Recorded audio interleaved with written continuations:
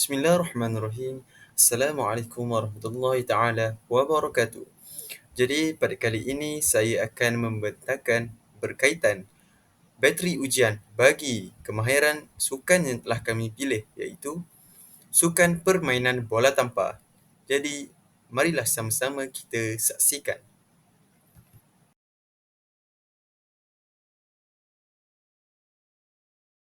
Saya akan mula kepada pengenalan terlebih dahulu, iaitu definisi.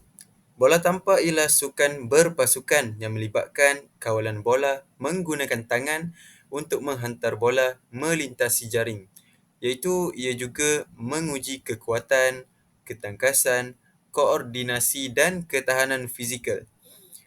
Apa yang boleh kita lihat iaitu permainan bola tampar, ia merupakan permainan yang dimainkan dalam dua pasukan yang berbeza, iaitu dia menggunakan anggota keutamaannya lebih kepada tangan dan perlu menghantar bola melepasi jaring kepada pasukan lawan. Kemudian kita tengok kepada kepentingan dalam bola tampar, iaitu ia menilai tahap kemahiran pemain dalam aspek teknikal, iaitu daripada segi servis, dari segi hantaran bawah, dari segi hantaran atas, blocking, dan yang terakhir iaitu spike ataupun smash. Yang mana perkara ini sangatlah penting apabila kita memahami tentang sukan permainan bola tampar. Seterusnya, ia juga membantu jurulatih untuk merancang program dan latihan secara berfokus. Selain itu juga, ia juga mengenal pasti kekuatan dan kelemahan individu dalam sukan permainan bola tampar. Seterusnya, kita pergi kepada jenis ujian, iaitu jenis ujian yang pertama ialah ujian servis, di mana menilai ketepatan dan konsistensi servis ke kawasan sasaran. Kemudian yang kedua, ujian hantaran ataupun passing, yang mana ujian ini menilai kawalan bola melalui hantaran bawah ke arah sasaran. Kemudian yang ketiga pula iaitu ujian setting, di mana ujian ini ia menilai ketepatan hantaran di atas kepada rakan sepasukan kita untuk persediaan untuk menghantar serangan kepada pihak lawan. Kemudian ujian spike ataupun smash, di mana ujian ini ia menilai kekuatan dan ketepatan, yang mana smash yang telah kita hantar kepada pihak lawan ataupun ke kawasan lawan. Kemudian yang terakhir ialah ujian hadangan ataupun block, di mana ujian ini ia menilai seseorang tersebut tentang keupayaan pemain melakukan hadangan yang efektif di jaring.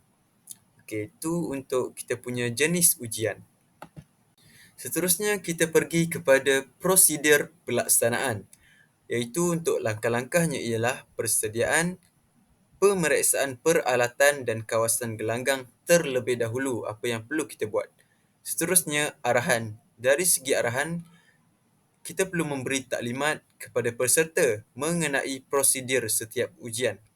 Seterusnya, yang ketiga iaitu dari segi pelaksanaan, iaitu peserta yang menjalankan ujian perlulah mengikut arahan seperti mana yang telah kita berikan taklimat sebentar tadi. Seterusnya, untuk rekod pula, kita perlulah mencatat setiap hasil ujian untuk setiap peserta.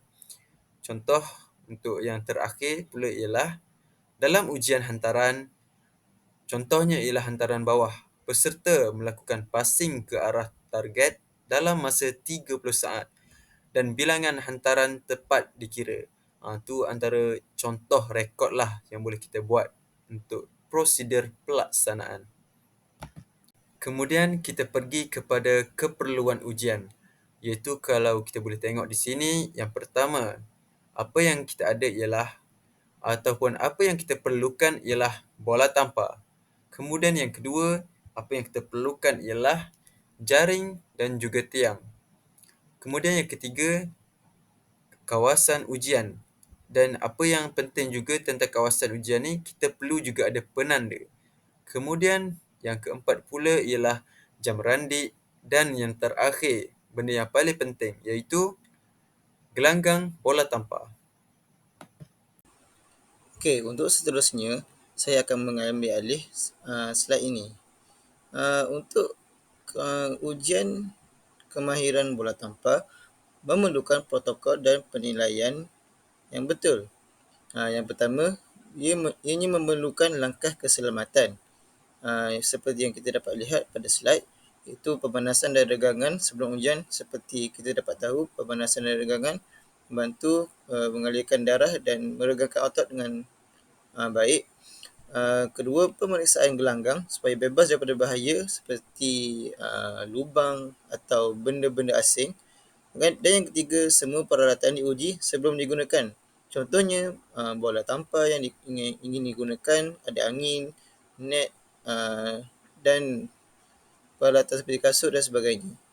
Dan seterusnya, protokol dan penilaian iaitu etika pelaksanaan. Bagaimana ujian ini dilaksanakan. Itu yang pertama sekali itu tiada diskriminasi. Yang kedua, penilaian adil dan telus. Dan yang ketiga, hormati hak dan privasi peserta. Ketiga-tiga ini penting kerana bukan sahaja pada sukan bola tampar, tetapi ianya pada semua sukan lain juga. Kerana kita ingin melakukan bermain satu sukan itu dengan penuh harmoni dan seronok. Yang seterusnya, selepas kita membuat ujian sukan bola tampar, kita memerlukan analisis dan pelaporan.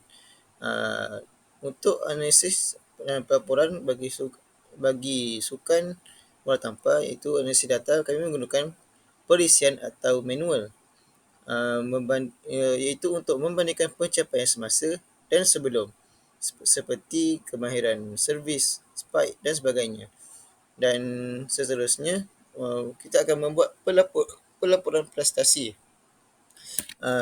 Daripada pelaporan prestasi itu, kita dapat lihat ringkasan ujian, graf pencapaian dan cadangan penambahbaikan untuk jurulatih, pemain dan pihak pengurusan. Sama ada yang perlu ditambah baik atau ada yang perlu dikekalkan. Dan seterusnya, kita dapat tahu setiap perkara mempunyai kelebihan dan mempunyai batasan-batasan tertentu. Dan pada ujian sukan bola tampar ini, kita dapat lihat terdapat beberapa kelebihan, iaitu yang pertama, ujian tersusun dan objektif.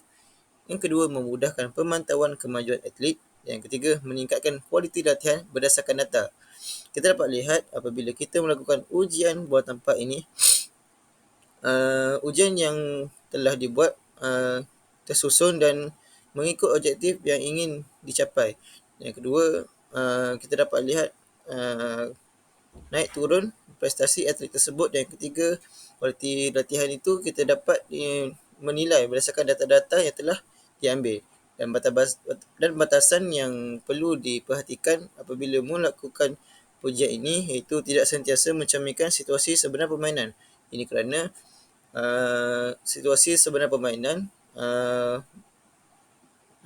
berbeza berbanding latihan ataupun ujian, kerana ia tidak mempunyai tekanan ataupun dan sebagainya.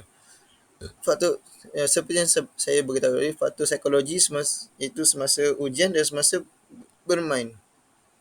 Mungkin apabila sedang diuji, faktor tekanannya hanya kepada diri sendiri dan penilai sahaja. Dan apabila permainan sebenar, faktor tekanan itu daripada penyokong ataupun pihak lawan. Dan yang ketiga, kebergantungan kepada penguji yang berpengalaman.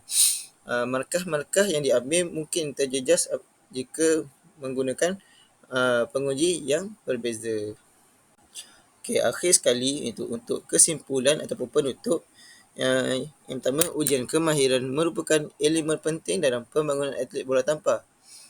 Ataupun di mana-mana sukan, itu ujian adalah sangat penting untuk memajukan sesebuah permainan itu. Dan melalui ujian yang terancang dan sistematik, tahap kecekapan pemain dapat dikenal pasti untuk membantu jurulatih merangka strategi latihan lebih berkesan. Jurulatih dapat melihat naik turun, itu ada pemain yang sedang okey dan ada pemain yang tidak okey.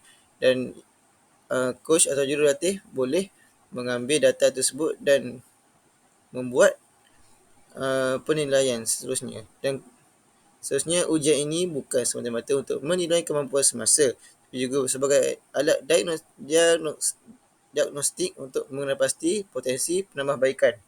Seperti yang saya beritahu tadi, jurulatih dapat menilai pemain-pemain yang boleh diberi peluang untuk seterusnya ataupun diganti. Dan yang terakhir itu pelaksanaan ujian kemahiran perlu dijadikan budaya berterusan agar setiap atlet mampu mencapai tahap kecemerlangan secara konsisten. Apabila ujian-ujian ini dijadikan budaya, saya yakin bahawa setiap sukan, bukan sahaja sukan bola tampar, akan boleh bertambah maju pada masa akan datang.